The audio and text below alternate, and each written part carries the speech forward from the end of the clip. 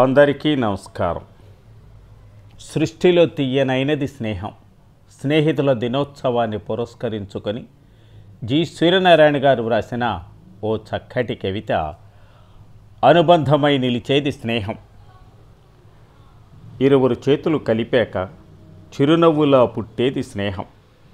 తెలియని మాటలు చిందినాక అనుబంధమై నిలిచేది స్నేహం. ఒంటరిగా ఉన్నప్పుడు క్రీనీడలా వెంట వచ్చేది స్నేహం. లేమిలో మిగిలినప్పుడు కలిమిలా నిలిచేది చెలిమి. భుజాల మీద చేతులేసి నిజాలు పలికించేది స్నేహం. విలువైన కాలాన్ని కబూర్లతో కరిగించేది మధుర స్నేహం. కులం మతం గొడవలేనిదే నిజమైన స్నేహబంధం. కలతల కన్ను కన్నీరైనప్పుడు తుడిచే చేయి ఓదార్పు స్నేహం. చెరికాడు తప్పులు చేస్తుంటే ఎత్తి చూపేదే అసలైన స్నేహం. మాటలతో దారికి రానప్పుడు దండన హస్తమే అమూల్య స్నేహం.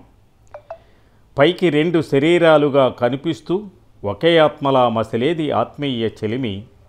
రత్నరాసుల కన్నా మణిరత్నం లాంటి స్నేహమే 7 లోకాలలో మిన్న.